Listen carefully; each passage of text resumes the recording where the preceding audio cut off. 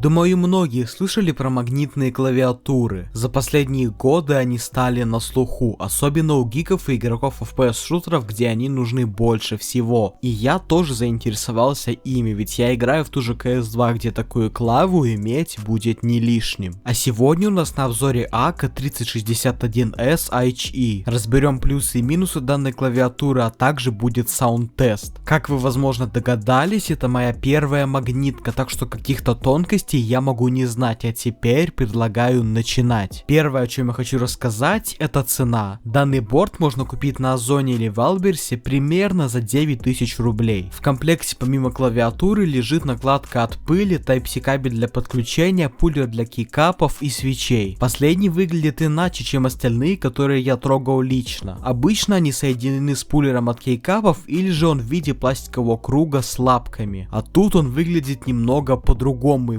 полностью выполнен из металла. Ну а сам борт выполнен в 60% формате, то есть без намблока, ряда клавиш F и даже стрелочек. Вот без них мне не совсем комфортно, я привык ими пользоваться, например, при перемещении в тексте. А материал корпуса полностью выполнен из пластика. И от этого вес клавиатуры довольно небольшой, около 500 грамм. На нижней грани расположен логотип АК, сверху в левом углу порт для подключения USB Type-C, который не утоплен, так что для подключения подойдут любые кабели. На задней стороне расположены 4 прорезиненные ножки от скольжения, плюс 2 пластиковые для изменения угла наклона. Они имеют 2 уровня подъема, один небольшой, а второй поднимает борт гораздо выше. Но он довольно туго срабатывает, приходится прилагать небольшие усилия. Сам дизайн клавиатуры строгий и минималистичный, черный корпус с кепками и ничего больше. Ну а сами кейкапы выполнены из ПБТ пластика и имеют OEM профиль. В целом они приятные на ощупь, немного шершавые. К тому же капы имеют кириллицу, если она кому-то нужна, лично мне нет, ибо уже много лет владею слепой печатью. А под кейкапами расположены магнитные свитчи от Akka Cream Yellow Pro. Они линейные, имеют общий ход длиной в 4 мм, который регулируется в софте вплоть до 0.1 мм. По уровню громкости они не слишком тихие, но это и не уровень тех же блюшек, когда ваша клавиатура звучит так громко, как будто это печатная машинка. Каждый клик ощущается четко и приятно, и конечно же свитчи смазаны с завода. И про стабилизатор я могу сказать то же самое, они смазаны с завода. Но вот что меня расстроило, так это отсутствие какой-либо шумоизоляции в корпусе. И из-за этого мы получаем чутка дребезжащий звук в целом. Особенно у меня так вышло конкретно на моем экземпляре на клавише Backspace. А сейчас предлагаю послушать звучание.